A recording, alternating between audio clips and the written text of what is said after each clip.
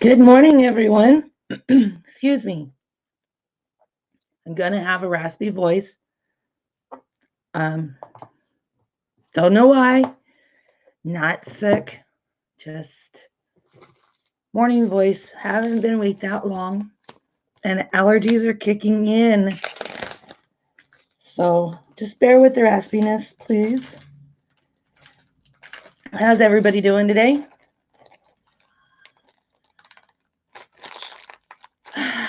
I'm trying to find my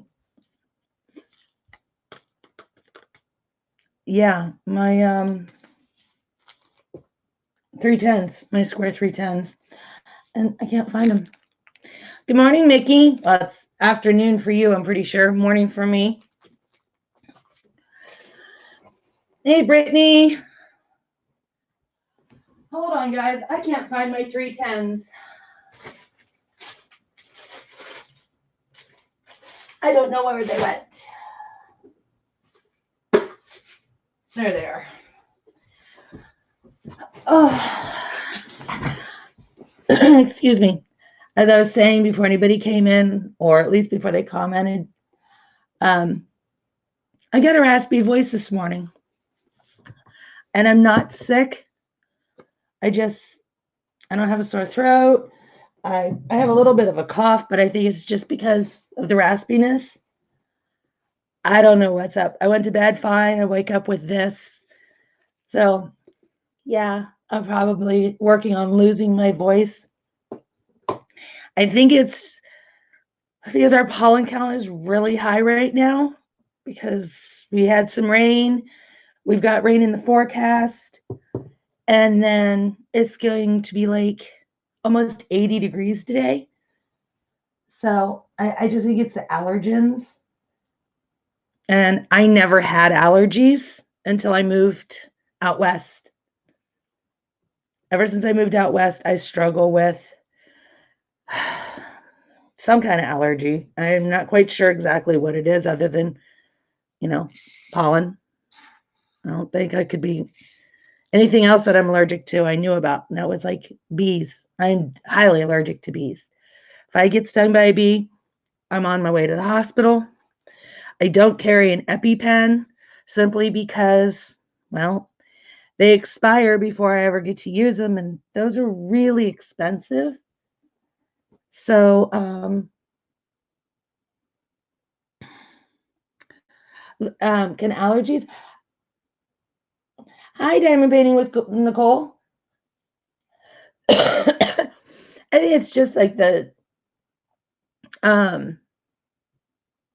just the dryness and stuff.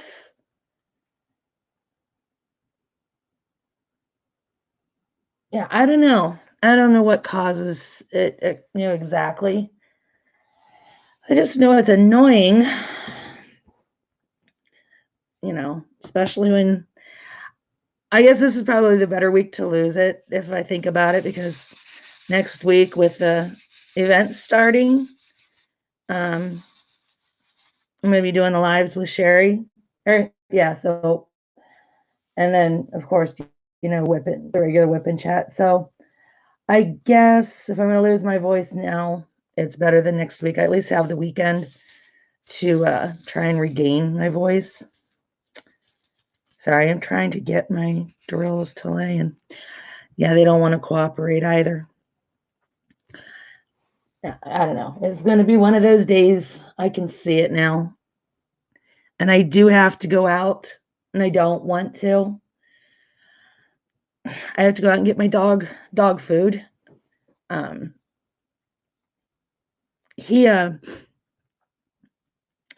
suffers from pancreatitis, and we almost lost him in August of last year, which was really scary because we didn't know what was wrong. Just one day, he kept.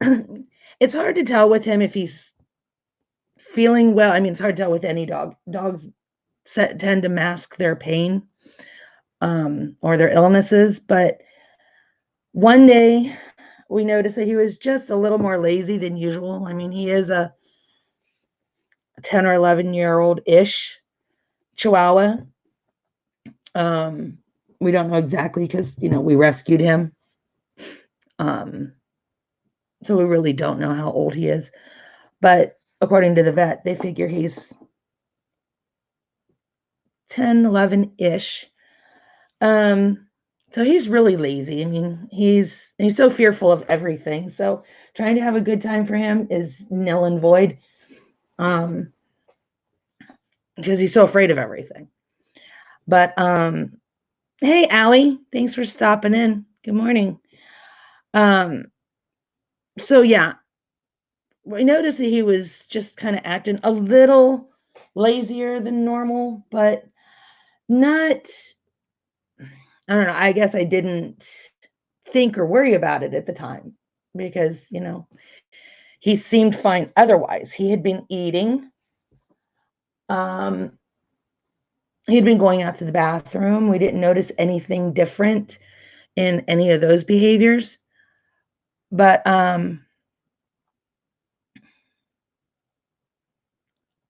one morning, I fed him. He went and laid down and stayed laying down, par for the course for him all day.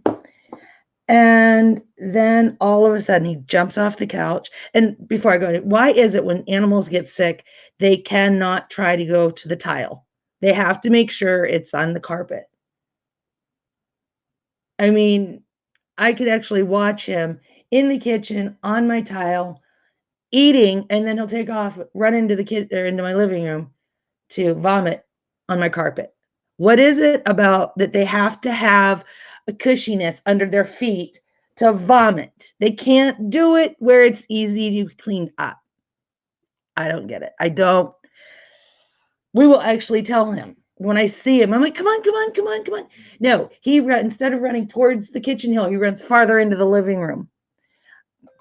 But anyway, yeah, you're going to hear my phone going off. I cannot mute my phone. I'm waiting for a phone call. My husband might be calling, and I need to make sure. Mrs. Coffee. I am always on the carpet. Good morning. Well, it's afternoon for you too. Good afternoon, Mrs. Coffee. I finally made it alive in the morning to where you could come in, so I can't get into trouble. No more.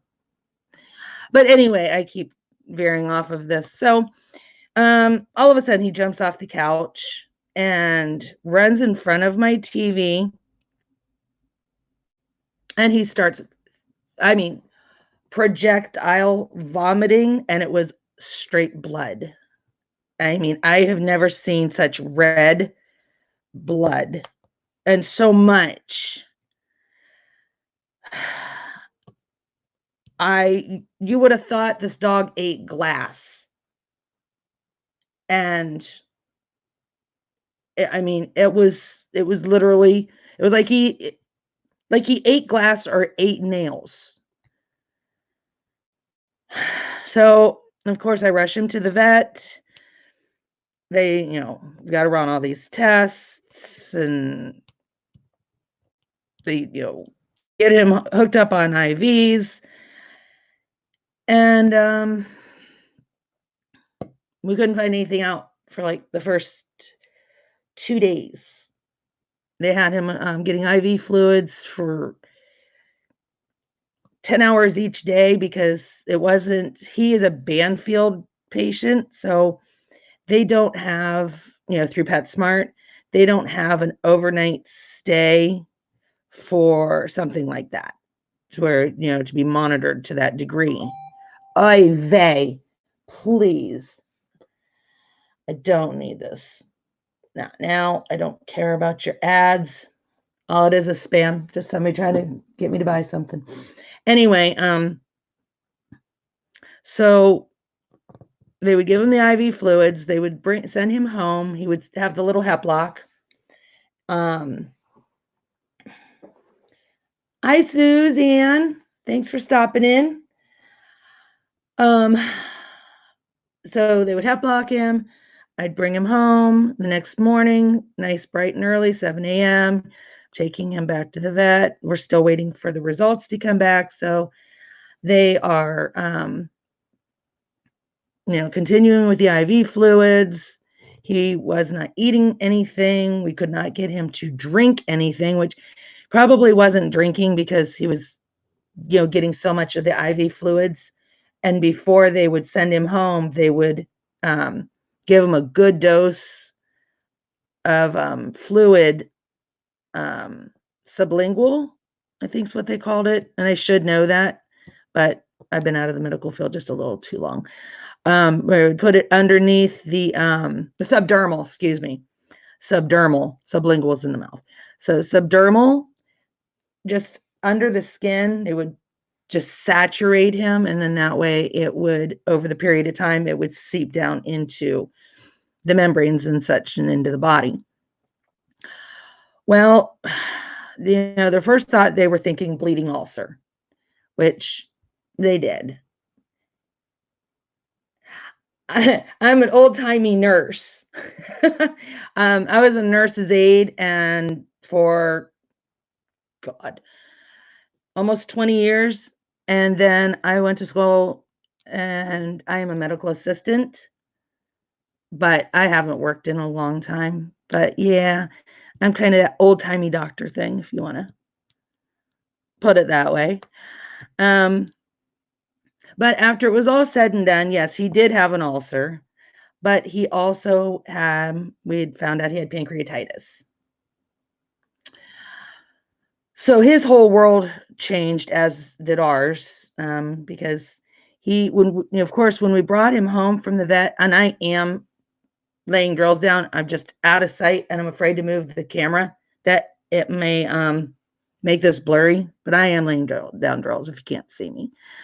When we first brought him home from the animal shelter, we couldn't get him to eat anything. We don't know what had been given to him by his previous owners, or how long he was living off the street, eating scraps and trash and all that, but he would not eat dog food. We had tried like 9 different brands and he wouldn't touch it. So of course we were feeding him from the table. So when we finally did find a food that he would eat, it was the Freshpet dog food that comes in the roll. It's like the pate with the fresh vegetables in it. But when this pancreatitis flare-up hit, that was stopped. There was nothing. He couldn't have any table food other than boiled chicken, which is actually, when he got the flare-up, they said stop all attempts of dog food, stop table food, just get chicken breast and boil it, and then give him little bits at a time. So finally, once we got this flare-up over with, $2,200 later, and a prescription dog food at $40 a month, or ish, 40 something ish. It depends. Now he is doing well, but he still has to stay on this dog food. And they wanted him on the canned food because it would be a little easier to digest when this first happened, and then gradually move into the crunchy. Well, he wouldn't have anything to do with the canned dog food, which I don't blame him. Have you ever smelled that stuff? I mean, that stuff's canned dog food is bad. It's bad. And then you add making it a prescription where it's got all this extra. Yeah, it's just bad. I've smelled really bad things in my life, and some of those things that smell that bad actually smell better than this dog food does. But anyway, so like I said, for up until about a month and a half ago, all he would eat is the crunchy dog food, and I would boil him chicken once a week to give him as a dog treat, since he can't have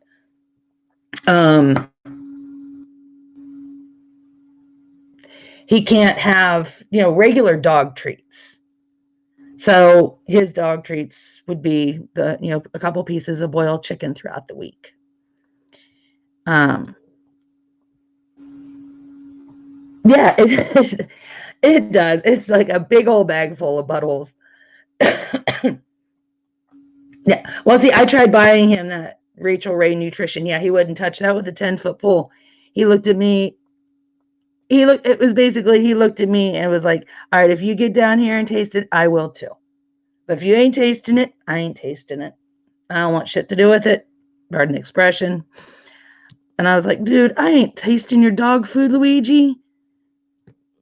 And I know the look he's going through his mind. He's like, I'm willing to taste anything that you give me from the table. So I don't know why you are not willing to come down here and taste this for me. Because if you like it, then I'm going to like it. And we had this conversation. I agreed. We didn't have to do it. So,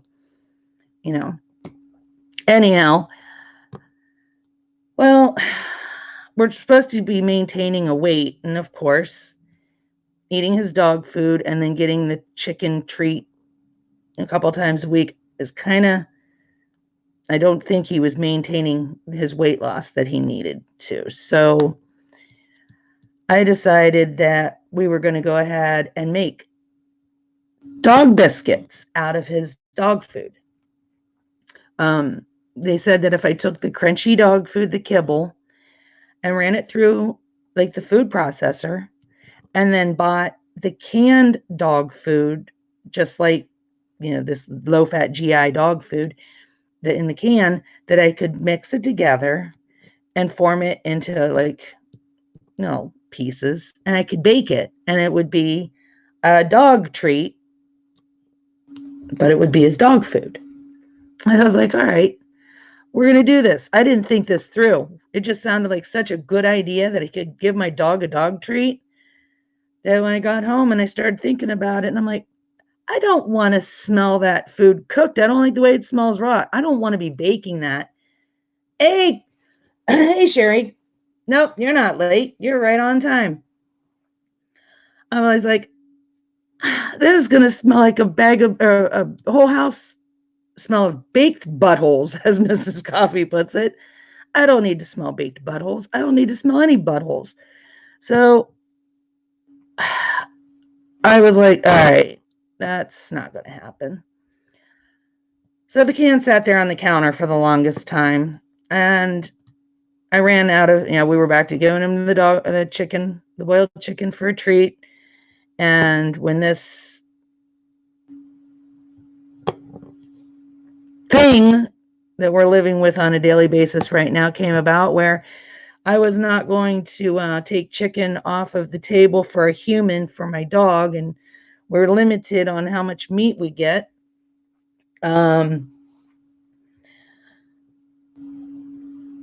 Yeah, it's probably not. I didn't want to find out. Hi, Mom.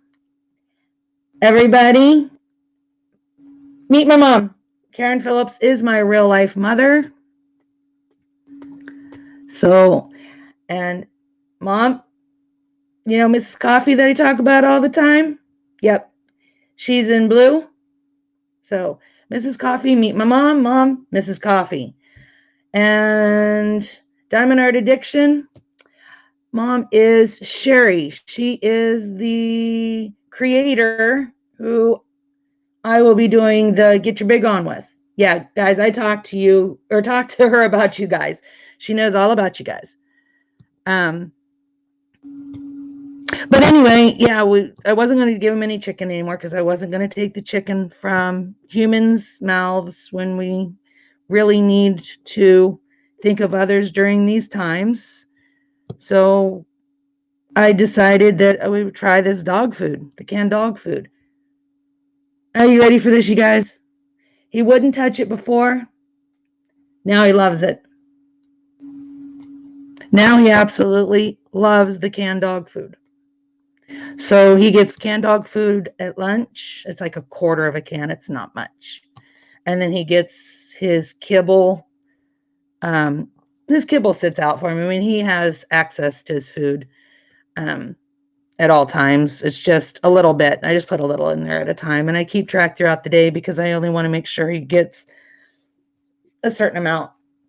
within his scope of what he's allowed to eat. Because for a Chihuahua, he was up to almost 12 pounds. And yeah, that's not good for a Chihuahua, even though my mother's little fat girl, she weighs like 16 pounds, but that's neither here nor there. She's perfectly healthy.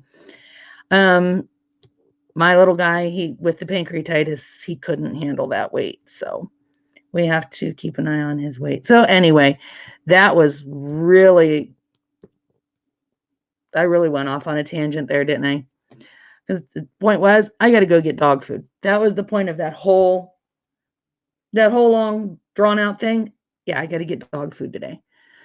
And I said, I really don't want to go out, but yeah, I kind of don't have a choice because he needs to be fed.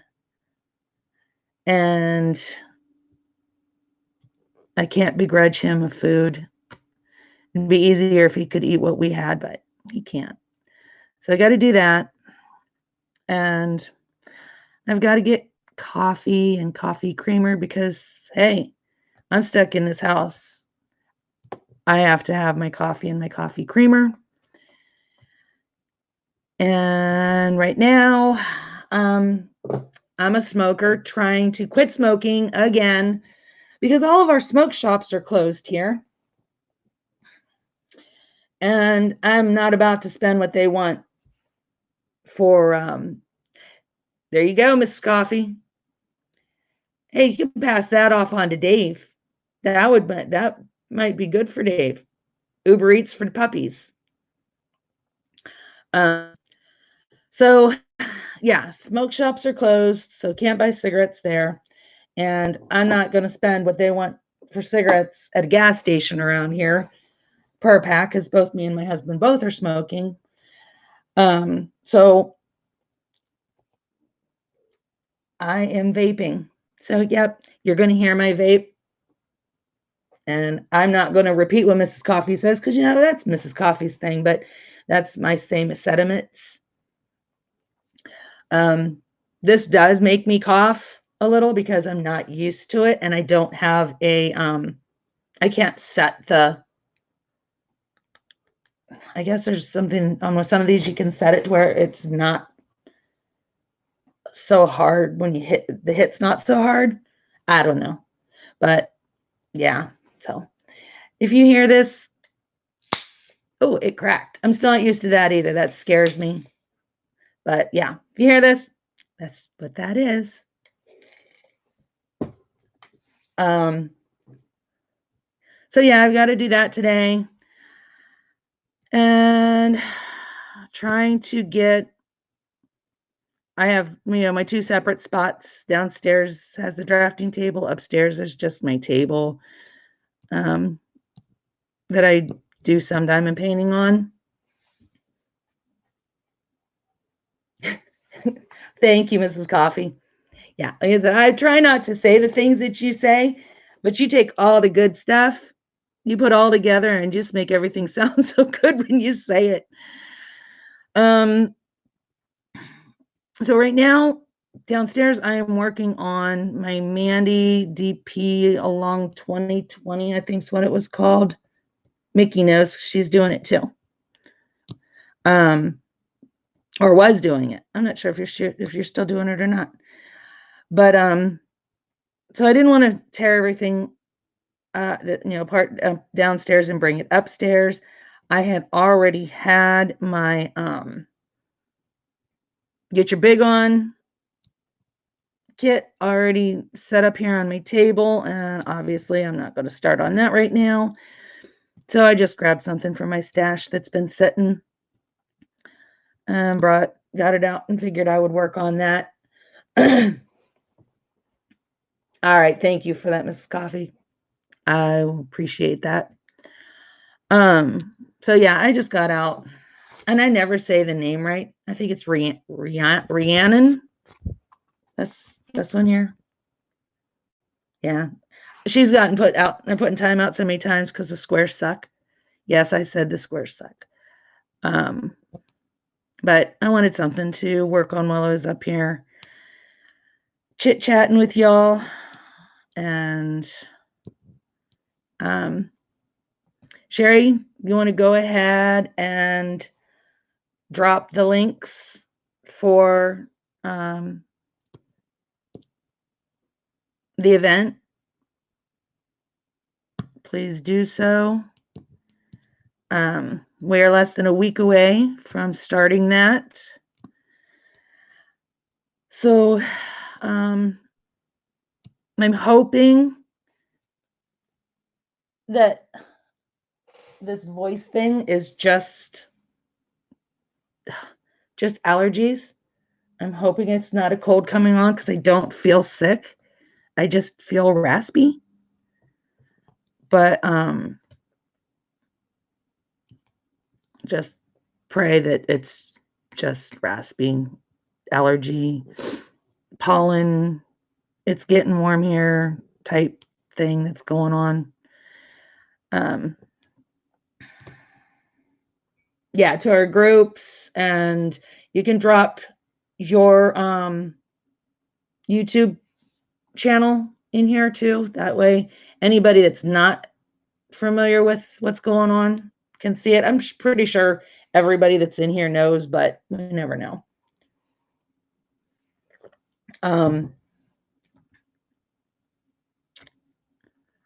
Yeah, I was hoping to have my Mandy piece done before starting this. That's not going to happen because it's a big one. It's worth melting for.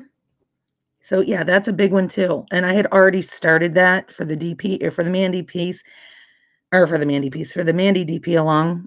And I knew that I wanted to do this when I got Enchanted Forest to begin with.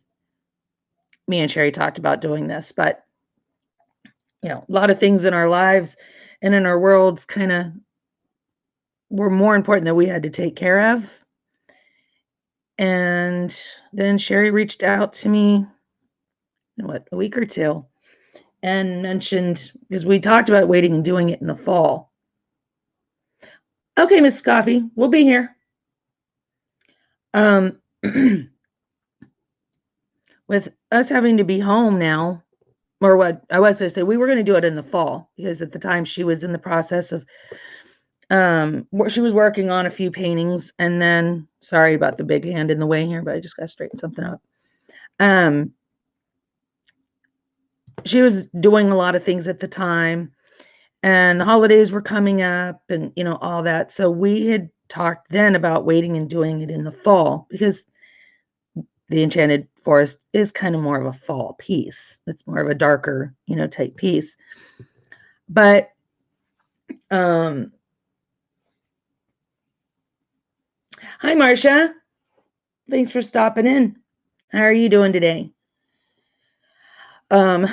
We decided that waiting until the fall might not be such an option because, we're all in the homes right now. We're trying to stay safe for ourselves as well as for others. So why not? Why not bring some positivity and be there for one another? Bring some fun into what might be some dismal lives, and let's go ahead and do this now. So she reached out to me. We talked about it. We both agreed that this would be as good a time as ever.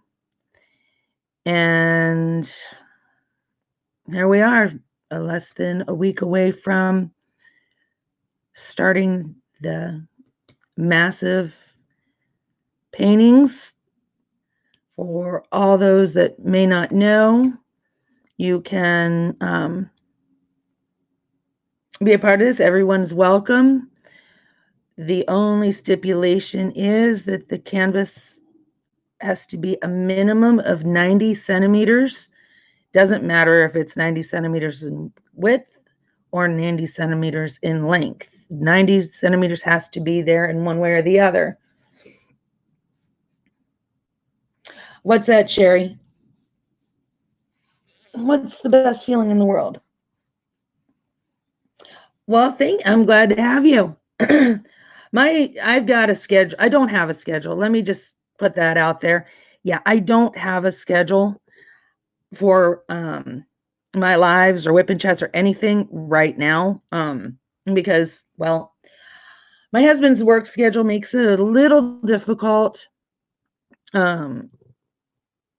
to go live just on like a guaranteed schedule, because he's still working that goofy midnight to noon shift, and I don't sleep well when he's not home. So if I plan on scheduling lives in the morning, there's a good chance that I might oversleep, because I usually fall asleep with him being gone about 3 or 4 o'clock in the morning. Sometimes I can get to sleep by 2, but it's not likely. Or if I do sleep, it's kind of like nodding off and waking up and nodding off and waking up. So mornings are rough for me. I try my best to get up, but when I do wake up, I am not functioning.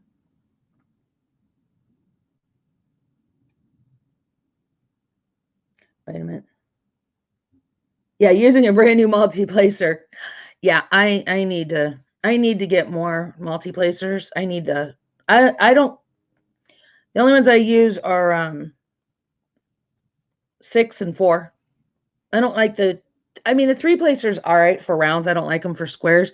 For some reason, they don't work real well for me, but I need to get some more multi-placers. But yeah, I try to keep a schedule, and I have a lot of people from across the pond that like me to do the late night lives, but then my US friends, they can't make my late night lives. And Mrs. Coffee actually called me out on that in one of her videos. Just like, Melissa B, why is it that you're doing lives at midnight when I got to be in bed, because I got kids that I got to get up with in the morning? So yeah, it's been kind of hard, and I was going to do 2 lives a week, and which still might be an option. Hi Karika, welcome to my live. I don't know. I'm just, the only thing that's going to be that I can promise you will be routine, will be the Monday night lives with Sherry. So make sure that you click on her links and subscribe and click the notification button. Hey, Jeremy. You know what? As much as I like doing the nighttime lives, because it is quiet here, I don't have really that many interruptions and such. I really don't have that many people, because the few people that are across the pond, I might, and there's always an option I could do a short live at night, once a week, and then, which would be, shorter than what it usually is, and then do my daytime or the evening one. But we will be, me and Sherry will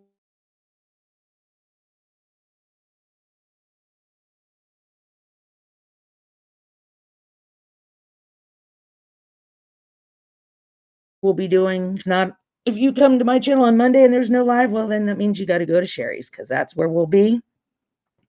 And that will be at 6:30 Pacific time, 7:30 Mountain time, 8:30 Central time, and 9:30 Eastern time. Right? Did I get that? And I'm glad you mentioned that in your live, Mrs. Coffee. Because I've always wanted you to be able to come in, but I know that you got 2 little ones. You've got a Maggie, and Maggie keeps you on your toes. And then you got, now with the homeschooling and dealing with, you're not only dealing with Maggie and Orion, but you're also dealing with Brandon, right? Brandon Brandon's always got is that his name? Brandon, or that mom that just loves her kids so much that everybody has to love him too. Yeah, I wouldn't have it. I'm so glad that my son's homeschool he just goes on, he doesn't have no video stuff, and I don't have to hear about how wonderful other people's kids are because I don't really care.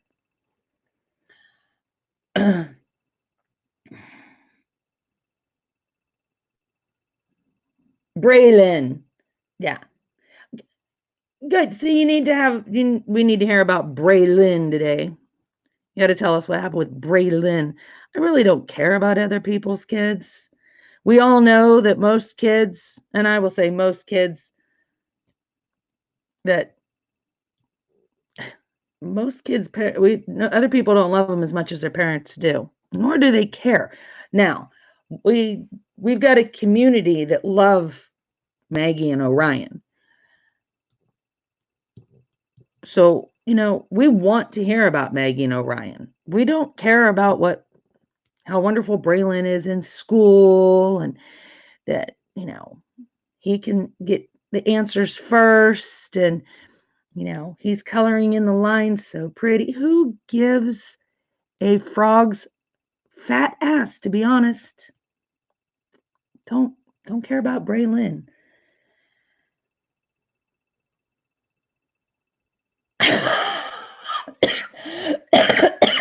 Mrs. Coffee, you need to get a picture of that.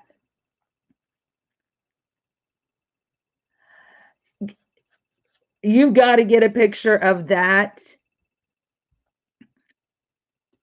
And yeah, see, I'm at the point now where, all my skin babies are grown up. You figure my youngest skin baby is 15. So fur babies, I'm trying to talk my husband and let me have another fur baby, but he won't let me have them. Maggie told Braylon to shut up. Oh, give her a hug for me, Mrs. Coffee. I don't know where she gets that from, though. Oh, God. Oh, my Lord. That's awesome.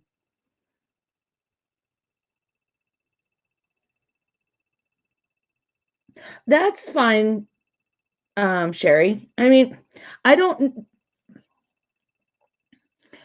Is it? Yeah. We can talk about that if you want to. I don't know what you've got going on, but that's so awesome. I'm sorry. Maggie. Oh, my Lord. She's like, especially when, Maggie knows the answers for things, right? And then he's always he's stealing her thunder, and she don't care. Maggie is the best. Oh my God, that kid. I don't know, Miss Coffee. I know that you've talked to Pawpaw, so you already know what you were like growing up, what he had to deal with. Are you creating or raising another Mrs. Coffee through Maggie? Hi, Cynthia. Thanks for stopping in. Hi, Maggie. Hi, sweetie.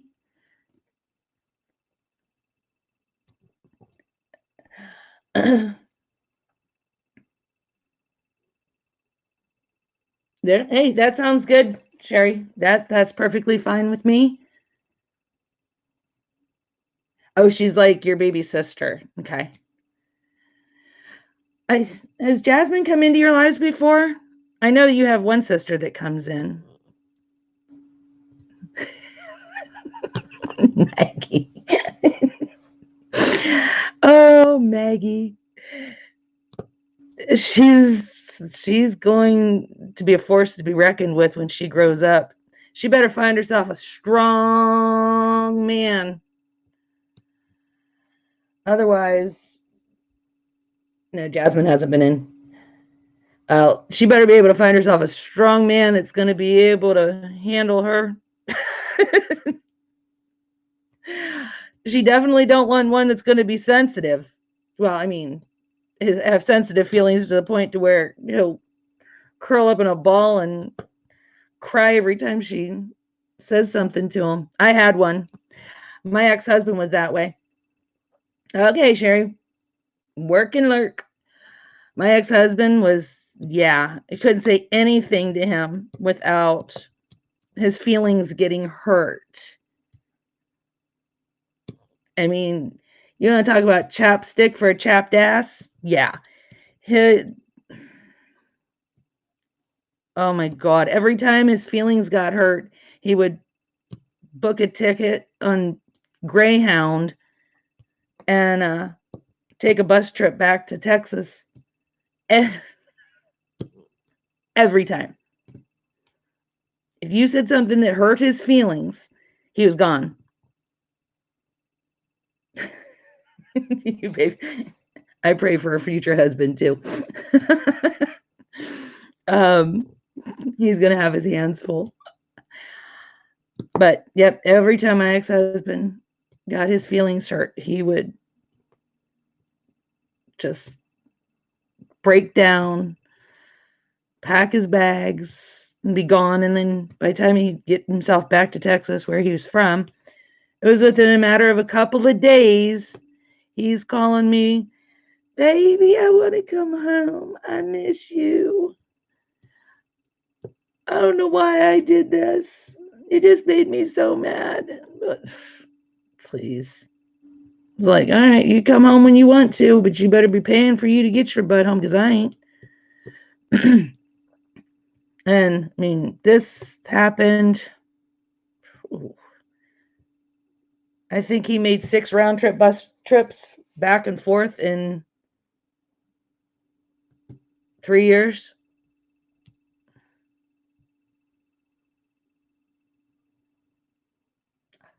Ouch.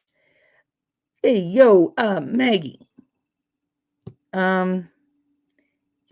Yeah, can't do that, Maggie. That no. That could cause future generation problems there, little one. Yeah. Didn't Eddie Murphy have a conversation about that? About how sensitive that stuff is? Oh, my mom, if she's still here, she can tell you I'm like, really? Well, we're not married no more. That tell you I couldn't put up with that. I was just like, you know what? I want a man. Now see, now I got the opposite. I went from having tissue paper. Whoa, why are we doing that? My camera flipped. I don't know. I didn't even notice it the first time. My husband now. So like in comparison, I had a tissue paper husband, who's now the ex-husband, to where this one, he's like burlap. The husband I have now, his emotions and his feelings are like burlap. He's like, he just straight out just don't give a fuck about nothing. Yeah, I said it. He don't. He's from New York. Hi, Jamie. Yeah. My husband is originally from New York. He was born there. He lived there his first 7 years of his life. And then his family uprooted themselves and moved to Arizona. Now, my husband might have been raised in Arizona, but that New Yorker never left. And when he was 20, 21, he moved back to New York and he lived in New York for 10 years. And he is your typical cocky, hard-headed, loudmouth, judgmental Irish New Yorker. Oh, good gravy, is it? Some days I wish somebody would take him away. And we're both Geminis. So yeah, we tend to butt heads a lot.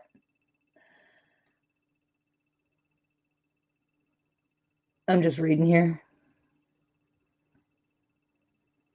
It's a Future X. It's a Future X as well. That's why it took us. I mean, we will be married 6 years in June. June 30th, we will be married 6 years. We will also be together 13 years on June 30th.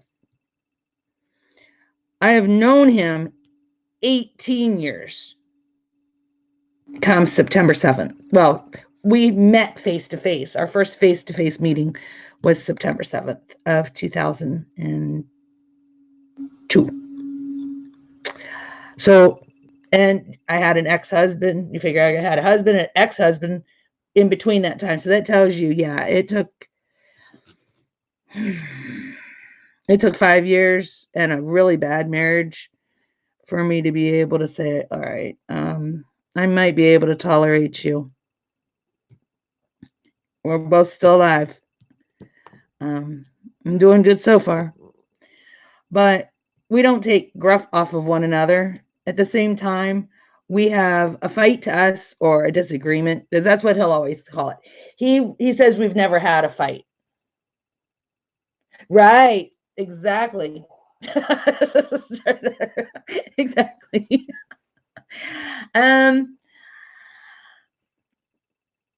Like I said, if I say, like, I could call my mom. I'm like, Mom, me and Mike are fighting, or we had a fight. Now, if Mike happens to be in the vicinity, which, yeah, his name is Mike.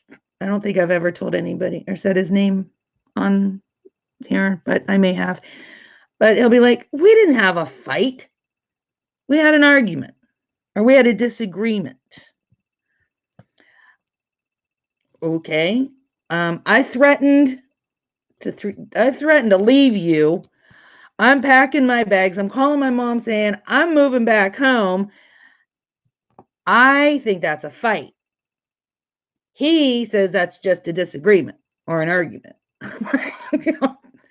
But we can actually rip each other up one side, down the other side, call each other everything but our legal name, and wish the worst things upon one another 1 minute, and the next minute we're best friends.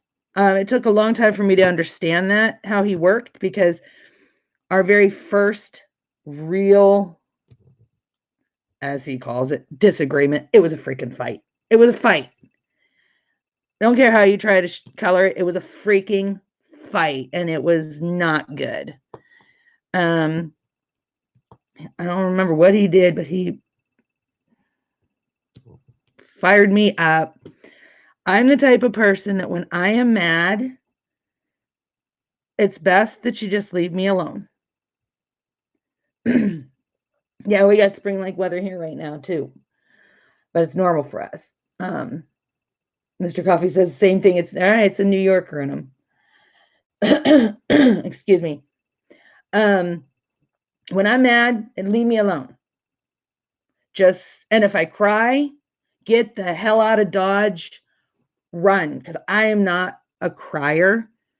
When I cry, I am angry. I have reached that is my point, that I have reached the limit, and I can't be responsible for my actions. So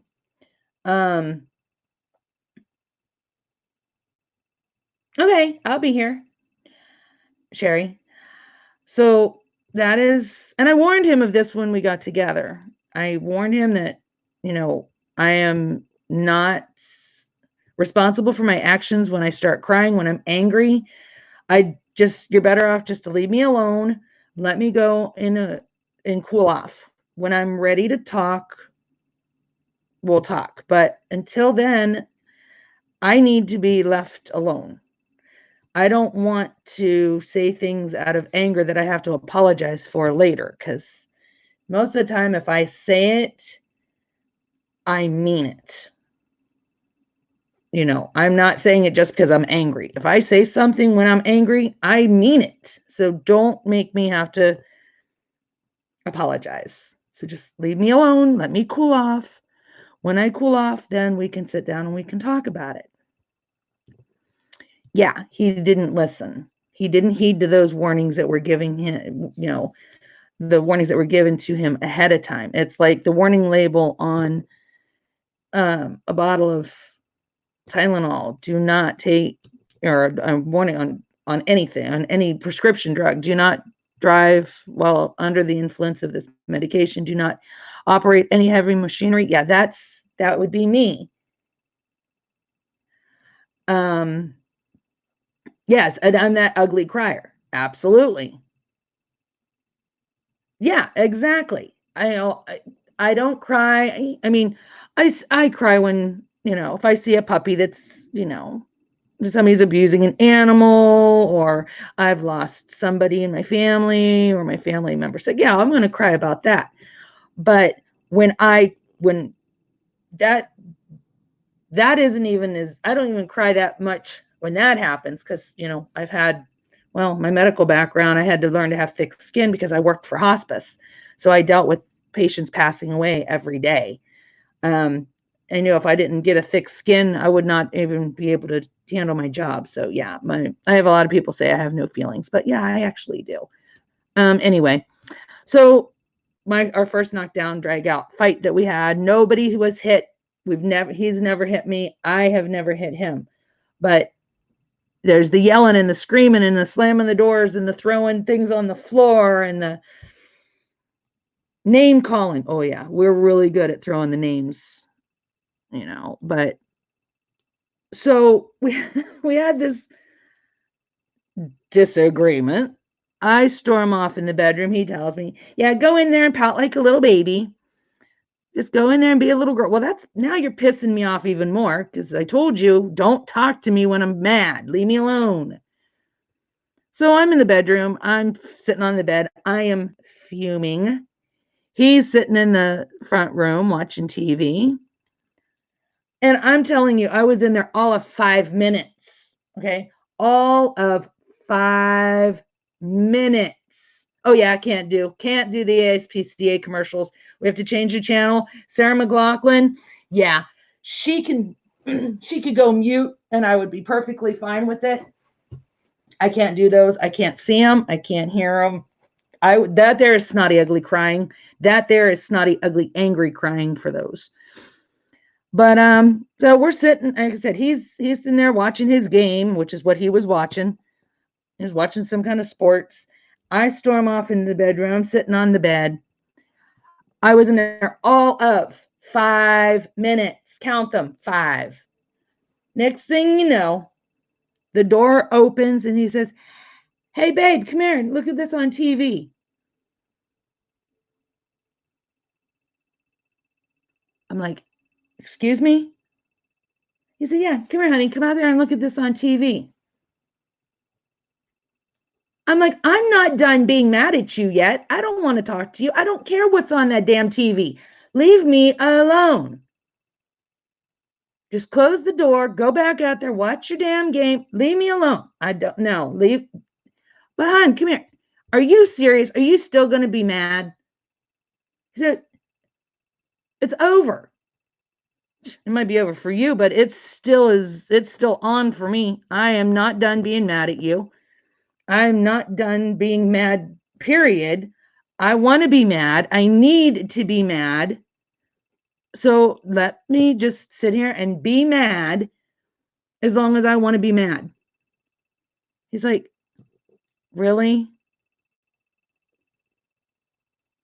Are we really going to fight all night over this? Yep, we're going to fight into tomorrow too if you don't leave me alone. When I'm ready to stop being mad, I'll stop being mad. I don't hold a grudge per se, But if I don't let that anger totally seep through my body, if I restrain any of it, then it eats at me. So I need that. And a lot of times, my husband gets the brunt end of my anger because, well, I've got a 15-year-old boy who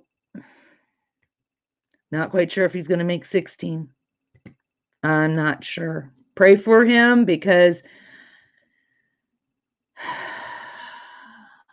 doing the charter school this year it started off as a really good idea. And though it's better, I think, than if he was in traditional public school, it's really hard to get him to do his classwork. I mean, it really is. He wants to rush through it. And like I said, the first 3 quarters was great.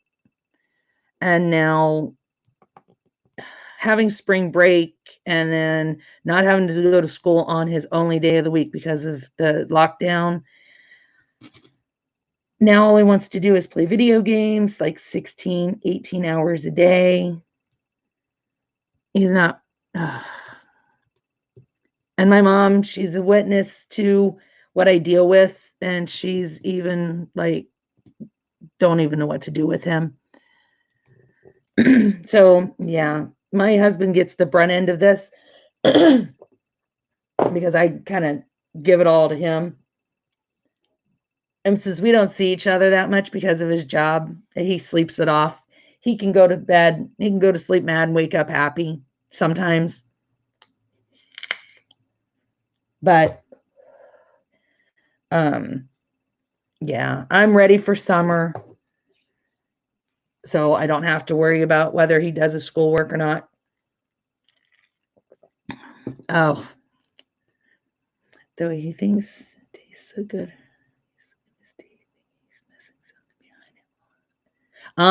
Yep. Yeah.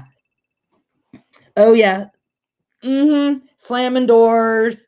My favorite one is, I don't know about you other creators, but I'm one that if I'm going live or I'm going to film, I will let everybody know in the house, hey, I'm going live, or I'm recording a whip and chat. He is trying to build himself his own channel for gaming, of course. And he's in his room. He just starts to go live, or he's doing a recording, and he doesn't tell me. Well, of course, I'm mom. I'm downstairs. I am not going to walk myself up the steps. He's younger than I am. I yell to him. He comes downstairs. I am too old to be walking up and down the steps. Every time I need something for him or I want him to get something for me, and we're at the bottom of the steps, all I got to do is yell upstairs and tell him what I want. Now, what does he do? Most of the time, it's what? And I told him, if I yell to you, if I say, Steven, come here, and he says, what? One more time? He's coming down them steps the hard way. If I call your name, that means come here. Don't say what. Come here. Bill Cosby. Come here, come here, come here. Right here. Yes, come here. Not there, here. No, he wants to what me. I told him, I'm going to come up them steps. I'm going to throw him down the steps. Then I'm going to go down there and I'm going to tell him what I wanted because I want you down here. Well, when I yell to him, I don't hear any response. And that's, one of the things I've told him. If you hear me say, wait a second, or okay, or hold on, just acknowledge the fact that you heard me. Because if you don't answer me or respond, then of course I'm going to assume that you did not hear me, and I am going to yell again, and this time it's going to be louder. He'll come out and he'll be like, I was recording. Now you just ruined I'm going to have to start all over again. Or they can hear you. I don't care. I don't care if they can hear me or not. This is my house. They keep it up. They're going to hear a whole lot of things they're not going to want to listen to. Mom, you don't know what you're embarrassing me. So these people aren't real that you're talking to on there. You don't know them. I don't really care what other people think. Oh, I'm sorry. Hey, Killian. I'm sorry. Oh my God, that's funny. He's like, I'm trying. Excuse me, guys. But yeah, I don't care if these people on there can hear me or not. I really don't care. Their opinion means nothing to me. They, anybody that's sitting there and they instigate him, I'm sure. Because I'm sure they'll say, well, as he's told me when I've said I've needed him to, you got to get off there and clean your room. Well, I don't know why I have to get off of here. Or here's a better one. It's time to get off him. You've been on here long enough. 16 hours, it's long enough. You can get off there. Well, I don't know why I have to get off here. Because I said you do. It's time to get off here. But, everybody else can be on there. They always say that their parents let them on there as long as they want, as long as they're quiet. No. We're not going to use that these parents that as long as you're quiet and out of my hair, you can be on there as long as you want. I'm not that parent. I want you off. You have a room to clean. You have chores around the house to take care of. Well, Mom, I don't know why I have chores. None of my friends have chores. Well, that's why they ain't my kids do. If you're in my house, you're going to have chores. I had chores. I had chores when I was a kid. And as an adult, I still have chores. So, and I have more chores now than I did when I was a kid. I don't have time to sit and diamond paint 24 hours a day. I would love to. I probably wouldn't even if I could. That would be too much. But you know my point. I take care of my housework before I think of doing anything else, unless I'm having a bad day. Yeah, I have days where I wake up and I just don't feel like taking care of the house. So I might diamond paint a little bit and then I do my housework. But my mom will tell you that I am always doing something around the house.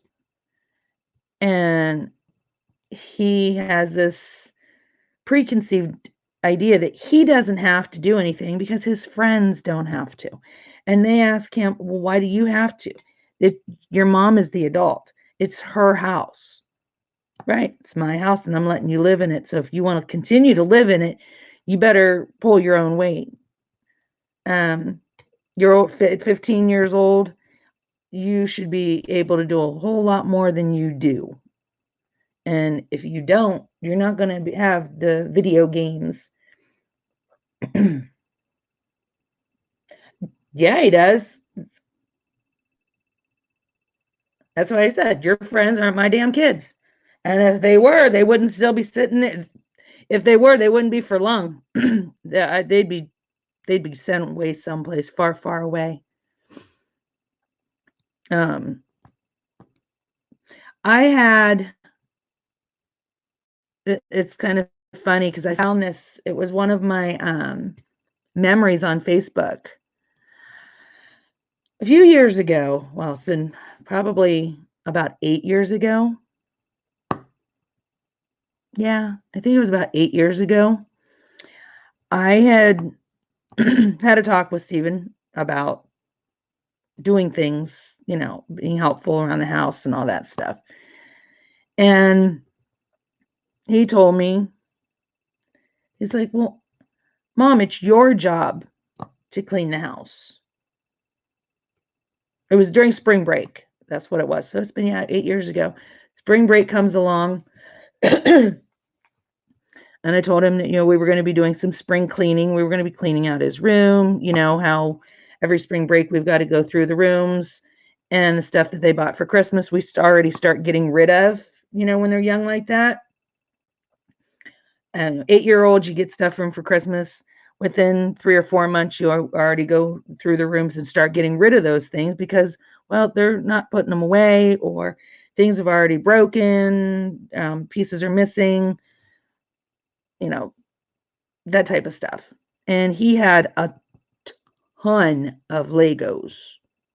We are talking an absolute ton of Legos. And they were always all over the place. So we would, be organizing them, just spring cleaning type stuff. And he told me, he's like, Mom, this is my spring break. He said, I'm supposed to have fun during spring break. He said, I don't go to school, so I'm supposed to be having fun and hanging out with my friends and playing video games and all that. I was like, yeah, and you're supposed to help around the house and keep your room clean and, all that year round, and you don't do it year round. So, you're going to do things during spring break and help me out. And he said, but Mom, it's not my job. It's your job. You're the mom. I'm like, what? He said, let me tell you how it works.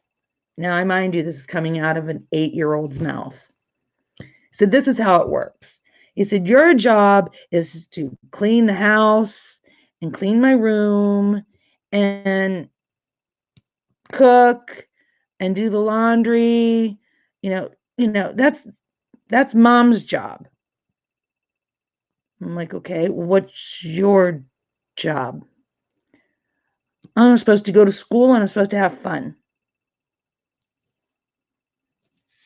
He said, you don't understand how it works.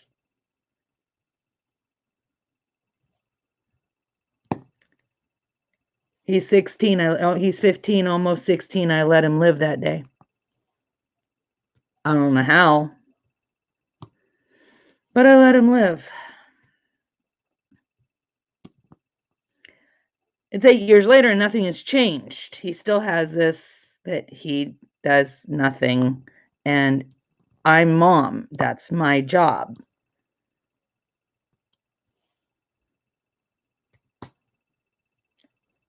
They may got a resignation form because I'm ready to quit. I don't want this job anymore. I don't get hazard pay. I don't get to filing income tax because, well, I'm a stay-at-home mom. I don't get no Social Security benefits, no health care benefits, no vacation time, whether it's paid or without pay. I don't get sick leave. I don't get sick day or sick pay. I don't want this job no more. And to future generations, I'm going to let them know too. You don't want this job. It is not a fun job. The benefits package suck. I quit. I'm done.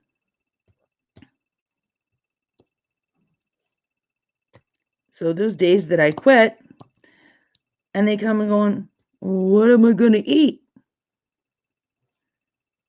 I don't know. I quit. At that point, I don't care if you eat it or not. You are not my responsibility. I quit.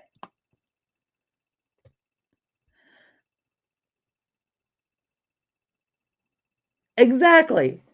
You do it every day at 2 p.m. Hey, I have about the same thing with my husband. I'm about ready to quit that job too. I do everything and I love him to death, and I do. I wouldn't trade him for anything in the world. All right, we're not going to go that far, but I do love him. He is a he's difficult, but you know what? Anybody who can put up with me for 6 years, I guess is worth keeping because, well, like I said, we have a lot in common. We understand each other for the most part, and I know nobody else would put up with me, and I know nobody will put up with him. So we kind of have to, we got to be there for one another. But the one day, my husband drinks a beer. Not, it used to be when he worked his regular shifts, when he'd get off work after working all day long in the crazy, insane hot sun. He'd come home and drink one beer. That's it. He has one beer after a hot, long day of work or a rough day of work. Well, now that he's working this crazy shift, getting off work at noon, it depends on what kind of day or night he had. Sometimes he'll have a beer, sometimes he won't. He really doesn't like drinking a beer at that time of the day. He says, beers, you don't usually, he said he doesn't like to drink beer before 3 o'clock in the afternoon. But I forgot to put beer in the refrigerator for him. And he thought he was out of beer. And one day he came home and he's like, man, he said, it would be nice if I had a beer. Like I said, he can take it or leave it. If he has it, great. If he doesn't, he won't go running out to buy it. He'll just say, if you go out to the store and it's on sale, get it. If it's not on sale, don't worry about it. And I was like, well, and he's like, but he said, beer would taste really good right now. And I was like, you have beer. He said, no, I don't. And I said, yeah, you do. It's in the closet.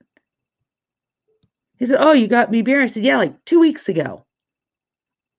Oops, I shouldn't have said that. And he's like, I've had beer for 2 weeks and there's none in the refrigerator. I'm like, I forgot.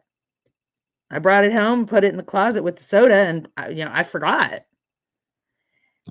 I don't, and then they start on that. I don't ask that much from you. No, you don't ask that much for you because you don't have to ask. It's all done. You do not need to ask me to do things because I do them without being told to ask or being told. Yeah, that makes sense. Without being asked or being told. I just automatically know what my role is and what I'm supposed to do. And I just do it. So no, you don't have to ask me to do anything because it's already done for you. The only thing that I don't do for you is put the spoon in your mouth and wipe your butt. Everything else is done for you. Your clothes are laid out. Your work clothes are laid out for you. So you don't have to worry about trying to find your work clothes. Your lunch is packed for you. Your food is plated up and served to you. Now, does he expect these things? No, I do this all on my own. That is my gratitude of being able to be a stay-at-home mom and wife. So I do those things for him because I choose to, not because I have to. But now you're going to get mad because you say, I don't ask that much from you, but that you couldn't put beer in the refrigerator for me. So I had cold beer. I'm like, I'm sorry. I completely forgot. I don't drink the beer. So when it's gone, I don't even pay attention that there's none in the refrigerator. Sorry. And oh my God, you would have thought that I took a kidney. Because he was all upset that he did not have that cold beer. And I'm like, Mike, you say you can take it or leave it. You don't need it. You won't, well, he says, I can take it or leave it. He said, I haven't had one in 2 weeks. He said, because it's been gone. And I didn't know that. Oh, yeah. I'm like, you know what? I'm done. I'm not doing nothing for you now because you can't do one thing for yourself and put the beer in the refrigerator that only you drink. No. I'm done. So, yeah, that's what it's like in my household. You've now heard about my dog who has to have specific dog food because he's got a belly problem. My son who I don't even know where to begin with all the issues that I deal with him, and then my husband. So that there tells you in a lot of cases why my schedule for going live or even recordings is so all over the place. Because they're too tired or I've just talked to people so much and argued and yelled or whatever. I don't want to talk. Days like that, I don't even my mom, we kind of want to talk to each other every day just to check in. I mean, she's across the country from me, so we don't get to see each other. So, it's kind of, she wants me to give her a call just so she can talk to me. It doesn't have to be long, even just to say hi and let her know everything's okay. Well, there's been a couple days this week, the past, say, week and a half, that I haven't even called her because, like, I don't want to talk. I've just talked myself to death. Or if I do talk to her, it's going to be about everything that just happened. And the last thing she wants to hear is, the arguing and fighting that I had with Steven, or, Mike's got his butt in the air about something, or whatever. So, yeah, I don't want to sit and complain on my videos about my fighting and stuff. I can't do it I don't know. And I don't have a regular life outside of the house, even when this pandemic isn't going on. So I don't always have a lot to talk about. And I can't make things funny like Mrs. Coffee does. Mrs. Coffee can talk. Mrs. Coffee can literally talk about a bowl of sugar sitting on the counter and make it funny. I'm like, I don't know how she does it. She could talk about boiling water and make it funny. I think her calling was to be a comedian. Well, I don't want to do that either, Brittany. I mean, I had a friend that all they did was complain. And we're not friends anymore. I couldn't take it. I'm like, oh my God. Yeah, I got problems too. But all she did was tell me about hers, and yeah, I don't want to do that to somebody. I don't know how you do it either. Oh, wait a minute. Steven? Hold on 1 second. My dog came up and I think he's trying to tell him he needs to go out. So 1 sec, guys.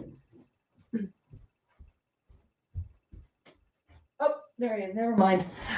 Oh, Luigi came upstairs and I heard him shaking in the background, and I was afraid he may had to go potty, but no, he was just coming up to go get in bed. He's like, I'm not going to be downstairs by myself. So he came upstairs. Yeah.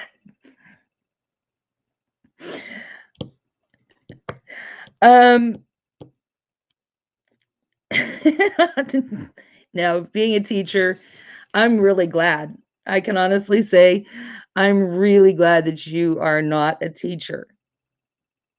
Mr. Coffee would be spending his days getting you trying to have charges dropped. You'd be, well, let's see. What was it? You crop dusted somebody? You threatened to throat punch him? You don't care about little Braylon? Yeah, I think you'd be in trouble. Amen to the teachers that put up with our kids, because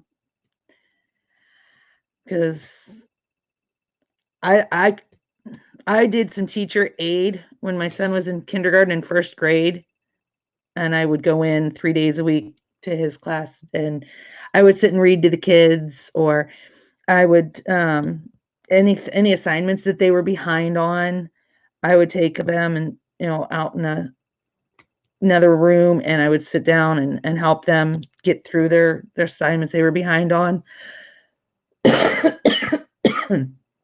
Or if they were struggling with their sight words or their spelling words, I would help them. And I did this 3 days a week for about 2 years. And in the third grade, when the teacher sent me a letter home saying, I seen that you was a teacher's aide for the past 2 years. I was wondering if you would like to come back and do it again. I was like, nope, absolutely not. Thank you, but no. I'm retired. I've never done it since. I couldn't. 2 years was enough. First and second grade, that was enough. I couldn't go on to third grade. No. And I had this 2 years of doing that, it gave me a complete new opinion of teachers, and what they have to deal with. And I did some shopping for the teachers a few times, because they have this list of all the school supplies that were needed. And it gave me a whole new appreciation of that too, as a parent, on making sure your kids have their own school supplies. I mean, it is frustrating though, because you have the parents that bring in their school, make sure their kids have their supplies, and they put them on the table as group supplies.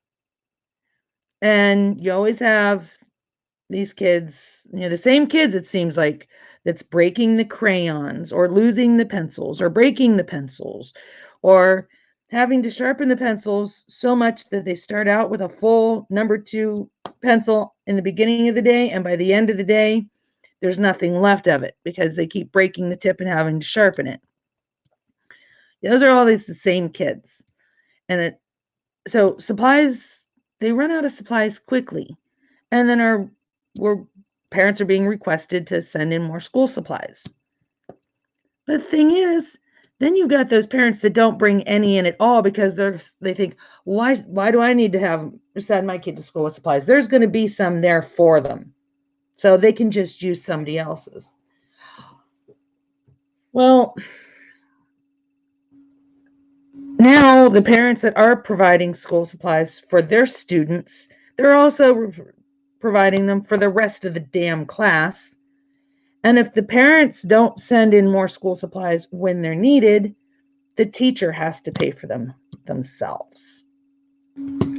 Because I found out that my son's second grade teacher was given a voucher for $250 from the school district to go out and buy the supplies that she needed for her class for the entire school year. $250 is what was given to her from the school district, to provide what she needed for her classroom to educate our kids.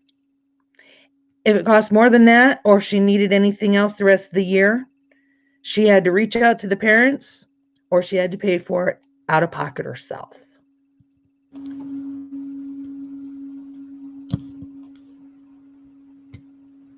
So I was constantly having to, get the letter sent home that we need paper towels, we need baby wipes, we need hand sanitizer, we need, snacks, we need printer paper, dry erase markers, crayons. I'm like, what are they doing? I think these kids, that's where all the damn hand sanitizer went. These kids were taking it home for their parents, and they were stockpiling it ahead of time because they knew 8 years ago that there was going to be this coronavirus, and they were stockpiling ahead of time. Because I've never been asked for hand sanitizer as many times as I was when he was in school. And I always got that great big old industrial size hand sanitizer. It was almost as big as a bottle of laundry soap from Costco. I'd bring that thing in. It was like I think it was like a half-gallon container. I'm like, 2 of them in a year? What the hell are they doing with this sanitizer? I mean, I can't be the only person sending in sanitizer and sending in a half-gallon jug of it, and they need it more than twice. I'm like,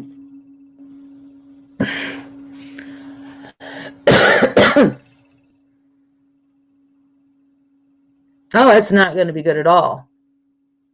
And yeah, they, as parents, I threatened to throat chop a little boy picking on Minna. Don't mess with the babies. That's right. Only you can mess with them babies because they're yours. You brought them into this world. You can take them out, and you can make more that look just like them. You still have that ability to do that. I don't. I didn't want any more children ever. My son was a surprise. I was that parent that didn't want kids to begin with. I never wanted children. I did not want that responsibility. I was afraid that I wouldn't be able to keep them alive. So I really didn't want kids, and now I have 4. Yeah, I didn't want 5. So after my son was born, since he was surprise number 4, I made sure I wasn't going to get a surprise number 5. So I got my tubes tied immediately after he was born. Now it's grandbabies, and all my grandbabies live far away from me. The closest one lives in Georgia. And trust me, I would love to be with my grandbabies and get to spend time with them, but I've got 2 in Georgia and 3 in Ohio, 4 girls and 1 boy.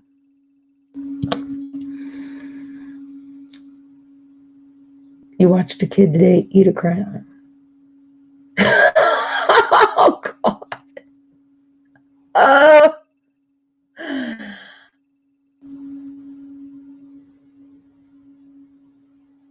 My oldest kid's principal used to be she got in trouble. Yeah, and that's your teenager. I didn't want children either. After Maggie, I told them, take everything out, throw them in the street. Nope, no more. Maggie serves many purposes. First is birth control. Oh, yeah, absolutely. Well, okay, little backstory on my son. You all know that he's on the autism spectrum. I've mentioned that before, and that he has ADHD. But what you don't know is my son, by the laws of nature, he shouldn't be here.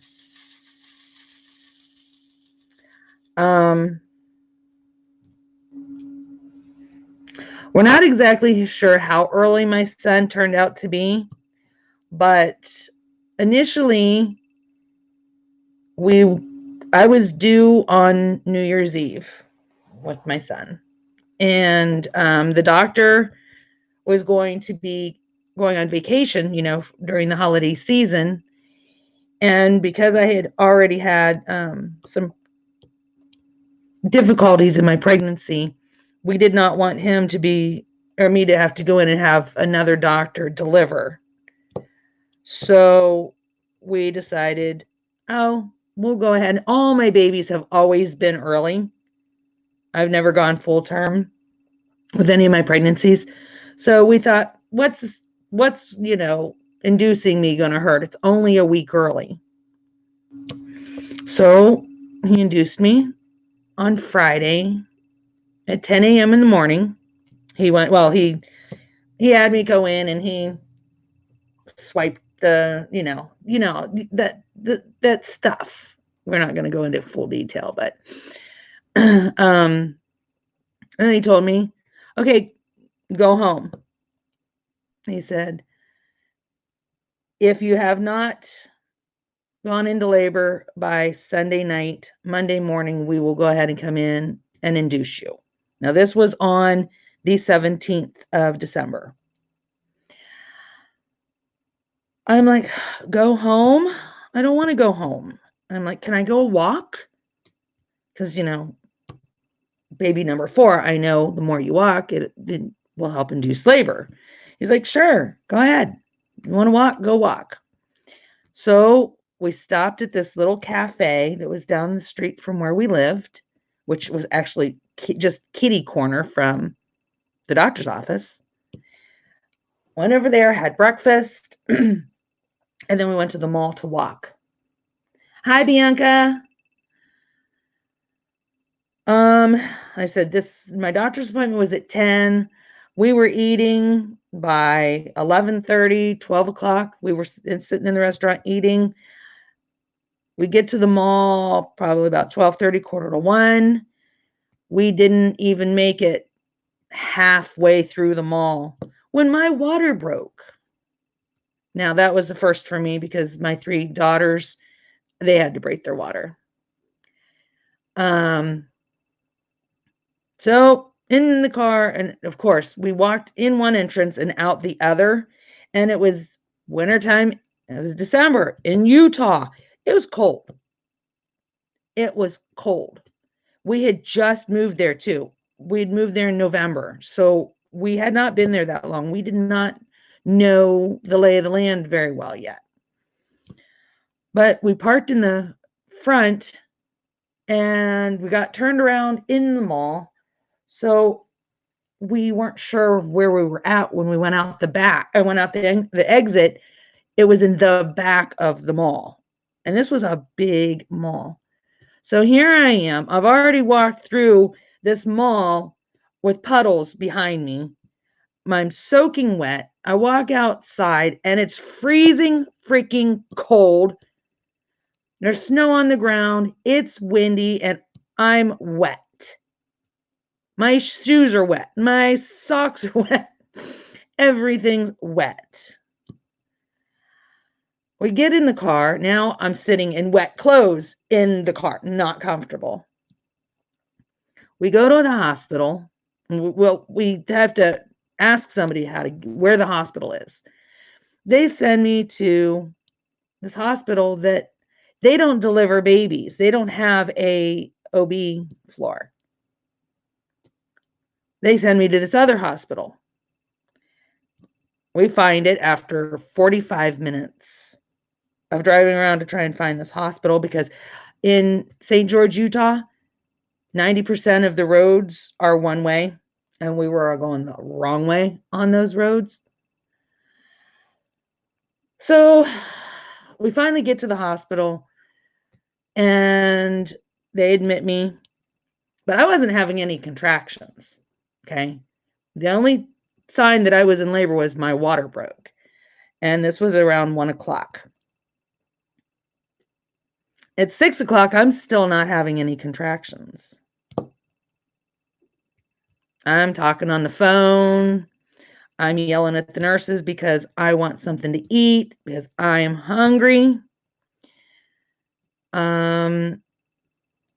Asking for ice chips that they keep telling me I'm not allowed to have. And I'm getting very angry. Finally, at 6:30, they give me Pitocin. And at 7 o'clock, at 6 o'clock, they gave me the Pitocin. At 8 o'clock, I'm still barely having any discomfort. But they want to go ahead and give me an epidural, which I did not want, because they were going to go ahead and try another means to induce me, and it was going to be one that was going to be happen so quick that they were concerned that I wouldn't be able to handle the pain of how it was going to be. So they go ahead and they give me the epidural against my better judgment, and my labor came. Boy, did it come. It came hard and fast. I started pushing within 20 minutes of them giving me this stuff. But my son is not coming out. He's not crowning, nothing. Well, here, all of a sudden, all the bells and whistles start going off. Monitors are beeping. He is in fetal distress. Here, he got caught on my pubic bone. Like it's like in between the hip bone and like the saddle there, I guess. He got stuck. And my pushing, as I was pushing, he would go down and start to, go into the birth canal. But when I would stop pushing, he would go back up. So the way they described it to me was like I was taking him and by the back of the head and pushing him against the wall and then pulling him back and pushing him against the wall and pulling him back. So he went into fetal distress. They lost his heart rate. He was an emergency C-section. So they rushed me down to surgery and they do the C-section. And when he was born, he was not breathing. So they brought him back and they lost him 3 more times after. So by the laws of nature, he shouldn't be here. He was too stubborn to let the laws of nature tell him what he was supposed to do, and he's grown up being just as stubborn. When he was born, his head was black and blue. His whole forehead, down the left side of his face, he had a massive hematoma. It looked like somebody had taken and beat him with a baseball bat. I don't know. Hold on a second. I might have a picture handy. I mean, I know I have pictures, but I don't know if it's handy or not. Let me see here. But while I'm looking, he weighed 5 pounds, 9 ounces. He had to be put in the NICU. And yeah, we didn't know, how everything was going to turn out.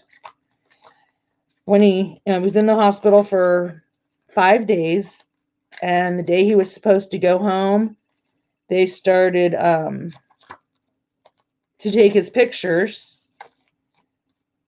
his time to go home pictures, and the photographer was really struggling with the lighting, and he couldn't understand why, because these are the rooms that, they always took pictures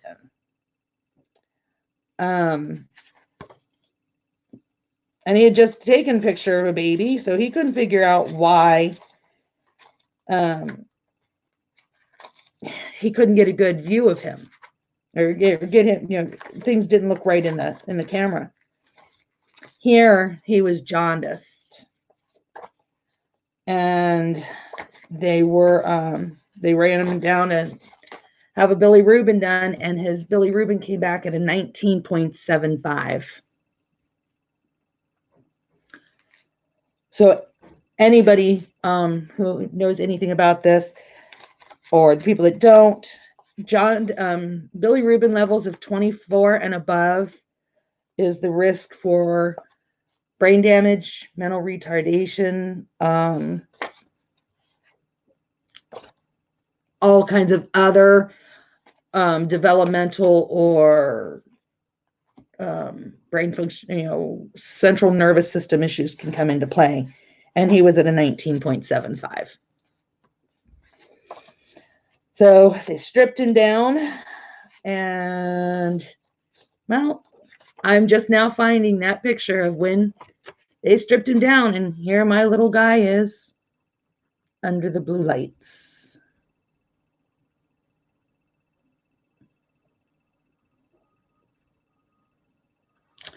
So he was under the lights for 4 days. When they sent him home, he still was at a 14 when they finally said, well, we can go ahead and send him home, but he's got to stay under the lights. Stay by a natural window, or natural light through the window. So we brought him home, and he had a lot of struggles. He had problems with his stomach. He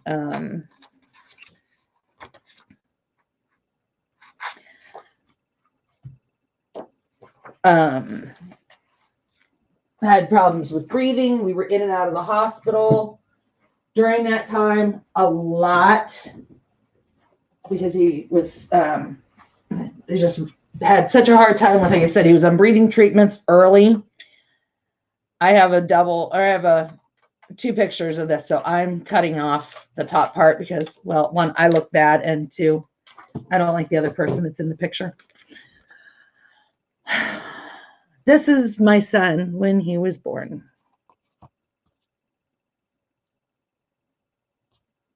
I don't know how well it's coming through. Oh, that's really blurry. It's a bad picture. Let's see if I can find another one that's better. Well, you can see the darkness on the forehead here. The forehead's dark. He had black eye. Let's see if I can find a better picture for you. But yeah. So after all that, the size of his organs, the size of his heart and liver and all that, they figured he was, though they thought he was only about 2 weeks early, chances are he was closer to about 6 weeks early. Yeah. And somehow he made it. He beat the odds, and he's still with us. And yes, it was absolutely the most terrifying thing and the hardest thing to see and go through. Especially considering I did not even know the full extent of it because they did not tell me at the hospital how many times that he had passed. A nurse happened to come in and tell me afterwards, because she had the weekend off, and she said she was so afraid that when she came in Sunday night that he wasn't going to be there. And I was like, why wouldn't he? And she told me that, oh yeah, we lost him, more after when you were in, because I had my, they sent him into the NICU and was working on him while they were doing my tubal. So I had no idea that they had lost him more than just that. Hang on one second.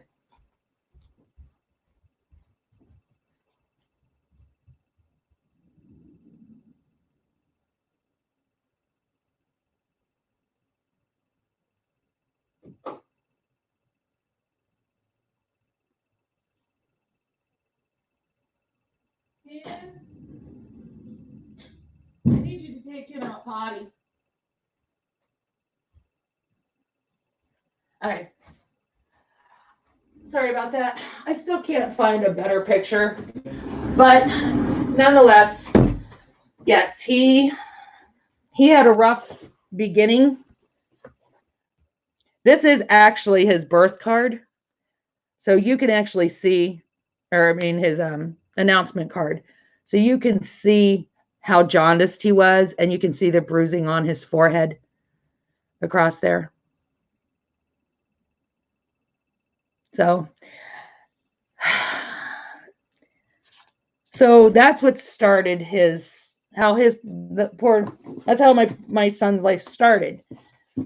It's been a rough go between that, and then it took forever for us to get a diagnosis of the ADHD because he was not verbal. Also, he had a lot due to his problems, with birth. Early on, he walked late. He couldn't talk. He could not form a sentence until he was 3. And when I say a sentence, it was three or four words, and you could only understand like one of them. He'd get frustrated because I didn't understand the things that he wanted or needed. So he would slam his head on the floor. He would just throw himself back, just like on TV, how you see cartoon characters that just fall straight back like a board. That's what he would do. He would bounce his head off the wall. He would raging bull into a wall because he could not communicate, and he'd get frustrated. So we put him in early childhood development. He had a therapist that worked with him. He had a lot of sensory, like I said, sensory disorders where there were so many. We went through. I didn't understand why he was crying all the time. When he was first born, I would be swaddling him and he'd be screaming. While here he had texture and disorders where there were certain materials that irritated him, that he just couldn't deal. He was like on sensory overload. So we had to go out and buy special blankets for him. He couldn't be put in a baby swing. When we put him in a baby swing, and even if it was lightly moving, all of a sudden his arms and legs would fly out to the side. And he would hold his breath. He went through all of that. So we got him in with a really great team of people that was able to help us understand what he was going through and give us the tools and the resources to help him. And then me and his father divorced. He is not in the picture. He left us when my son was 2, and my husband now is, and he does not know that. That's why I can tell you this over the phone. Over there. He's not here in the room or around. The doctors, with all the problems that he's having right now, or that he's gone through, the doctors said that it's better not to let him know anything right now. Now he's probably getting to the age where we can, but I don't want to do it now because he's 16 and almost 16, and I don't want him here. You're not my dad. I don't have to listen to you. But we will be telling him the truth here soon. But my now husband has raised him since he was 2.5. Because, like I said, his dad just up and left one day. And so we got him in early childhood development out here. He started school when he was 3. He turned 3 in December. He started early preschool for special needs in March. And because of his birthday, he's, being born in December, he missed the cusp. So he started school later because, of his birthday. But when he did turn 5, we put him in, he was still in in the childhood development classes. And then when he was able to start regular kindergarten, they decided to put him in Special K. And he was in Special K from August until November, where he did so well. He graduated, and he has been in regular classes ever since. He did have an IEP that would help him with some, things he struggled with, but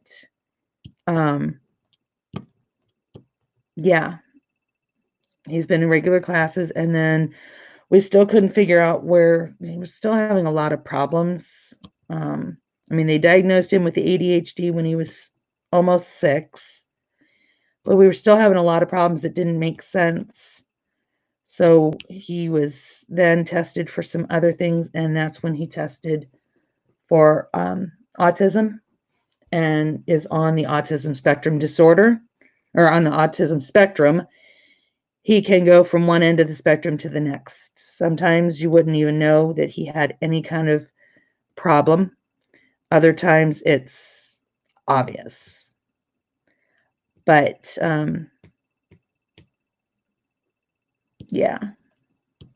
it's been rough.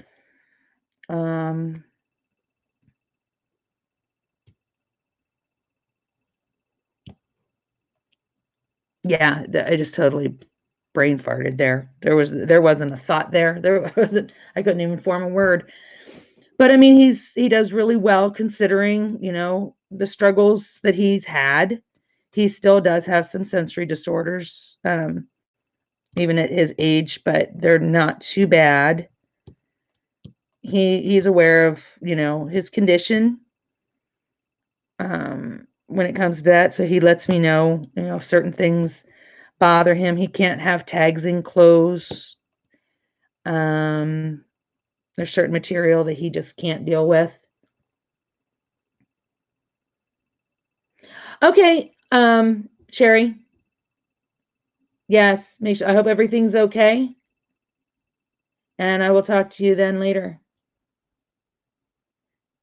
And that's what I think too, Brittany, is that, any man can be a daddy, but it takes a real man to be a father. It's not hard to bring a child into this world. That's the easy part. The hard part's taking care of the child once they're here. So, and I was fortunate that I had a man in my life who felt the same way and, raised me, and he adopted me, and he loved me as his own, even though I wasn't. And he's not here with us anymore. He will be gone 3 years in June. And I miss him every day.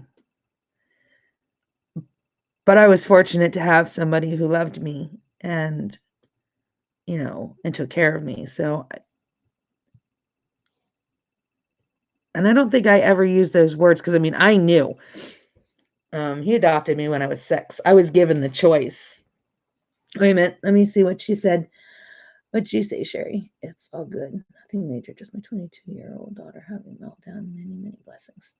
Oh, I hope everything's okay. That she can get through it. And I will talk to you later. So yeah.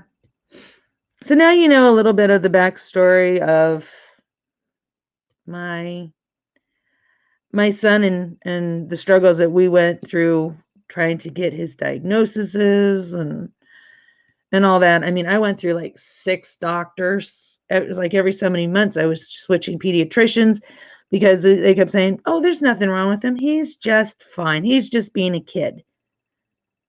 I had 3 daughters. I know what kids are like, and his behaviors were not your atypical kid behaviors.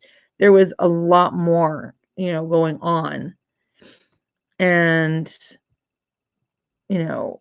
teachers would, you talk about how good he was in school, but then he'd come home and that's where all the thing would be. Well, he's just being a typical kid. He's giving you as the parent the hard time. And now there was so much more involved. And it finally took one teacher who said something didn't seem right.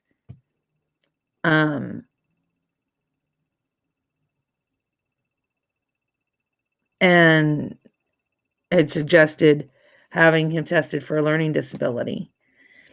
And that's when they did the autism testing. And yeah, so we finally got some answers. As hard as it was to hear that, at the same time, at least I knew that, and part of me was like, oh, I hope he's just, being a kid because he'll grow out of it. But then the other part of me was relieved when they said that he was on the disorder, because then I was like, okay, so I didn't have a bad kid who just wanted to ignore everything that I said. So it was kind of, those feelings were a little conflicting on how I felt once we got the diagnosis. But, then I lived with the guilt that, he was being punished for things that maybe he shouldn't have been being punished for because he couldn't articulate it or couldn't understand it. But then I finally just said, I can't beat myself up over how I was parenting, because I thought I was parenting. I was doing the best that I could. I thought that I was doing the right thing. And then I had to learn a new way of doing things. And for the most part, I mean, he's high functioning autism. And they said that the reason that we found out so late, because I mean, it's been 3, has it been 3 years? It'll be 2 years. It was 2 years this month that he got the diagnosis. And they said that in a lot of cases, autism doesn't really rear its angry head until puberty in boys. Once they start early onset puberty, it brings out the autism behaviors. And as they get old, the farther into puberty, the more intense that the behaviors become. So now, okay, you've already got a moody teenager, pre-pube teenager, but now we've got the autism behaviors to add to it. So it's a ticking time bomb, basically, at that point. So yeah, it's been fun. It's been a lot of fun, but I wouldn't trade him. I think the universe every day that he survived that. And I've also realized how strong that I am, because when I seen parents that had children that were special needs, I would always say, I don't know how they can do that. I would not have the strength to do that. I couldn't do that, you know. I would always say it takes a special kind of parent to be able to raise a child with special needs. Strength that you don't think that you could ever find, it just finds its way to you. And that's the only way I could figure out, because we got through it. We're still going through it, but it's getting, as he gets older, in some ways it gets easier, other ways it gets more difficult, because now, like I said, now we're dealing with a teenager who already has an attitude. But no, I wouldn't trade him for anything. And I have people ask me, you know, if I had a chance to do it all over again, would I have another baby? You know, if I could change how fate was. And I was like, no, I wouldn't change anything, because he's my son, no matter how you look at it, whether he's autistic, whether he has ADHD, whether he is got no problem. He's my son, and I'm going to love him just the same. I don't love him more because I found out he has got a diagnosis of that, because I don't look at him as being autistic. Just like with the ADHD, I would always tell him, you know, you have ADHD. It doesn't have you. It's not going to define who you are.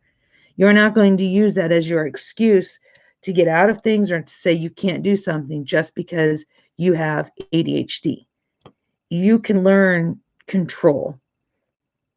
And I will not let him use his autism as his way of not doing something either, because he can work through that. There are some things that are a little difficult, but that's not going to be his excuse that he cannot live as normal of a life as possible. So, yeah.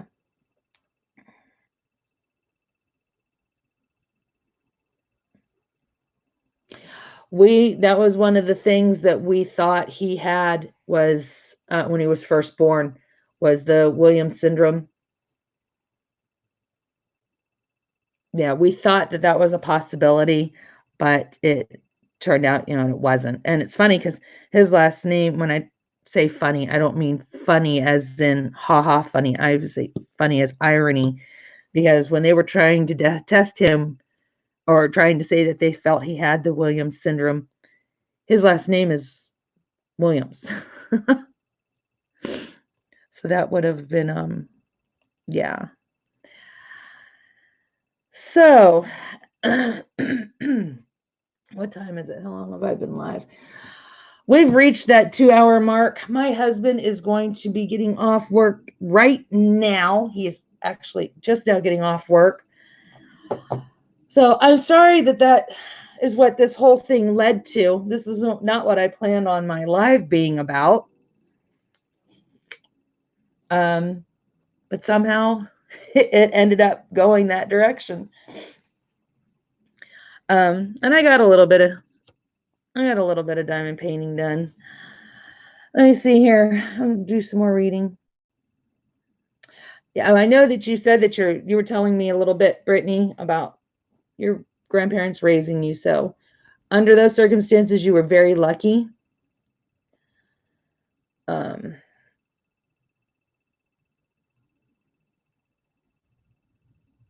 Yeah, and see, Stephen, we're all different. See, and that's the thing. I mean, we're all different and that's what makes us so unique. And that's what makes us, the individuals.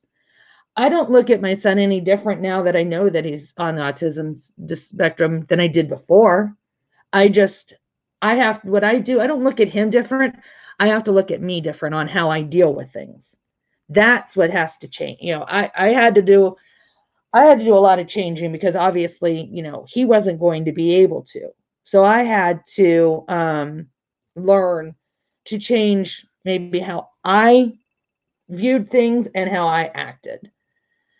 I love Maggie. I see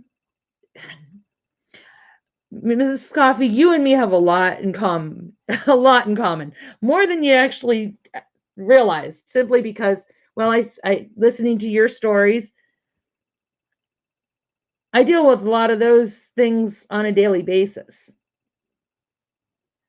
And it keeps me uplifting. It's kind of uplifting to know that there's other people out there that have children that there may not have any kind of a diagnosis. Might not be any type of a underlying condition, but that they deal with things every day, just like I do. It makes getting through those days a lot better to know that you're not alone on wanting to having somebody come and take your kids away for a day or two, or it makes you not feel bad that you just want to check out for a little while and have your life to yourself. So, and sometimes somebody else's kids, their behavior, we can find funny when that parent doesn't find it funny. And we can also be there for each other to say, hey, you know what? It's okay to not be okay. It's okay to not want to be a mom today, because you know what? Since we are moms 365 days out of the year for 18 years, and sometimes longer, it's okay to want to quit that job. And it's better to be supportive of one another in these situations than it is to be judgmental. So, and everybody parents differently. But that's one thing that I have come to find, that you don't tell somebody how to parent. You can suggest things till hell won't have it, but you don't judge on how somebody does things. So I'm glad that you guys came in. I appreciate you letting me sit here and ramble. I never expected, honestly, that story would be today. I knew eventually it would come out, but for some reason, it just happened to be today. So I guess it was meant to be. But thanks for stopping in. I will try to get a whip and chat up this weekend. And me and Sherry will talk to confirm everything. Since now it looks like we might not be doing the Monday lives, that they'll be on Wednesday on her normal live nights. So we've got to we'll get it all figured out. Me and her will talk later on, and we'll post something both on both of our pages and our Instagram. And until next time, guys, have a great day. Hope you're staying safe, and look forward to seeing you tomorrow night in your live, or yeah, today's Thursday. Tomorrow night in your live, Mrs. Coffee. Thanks for stopping by, guys.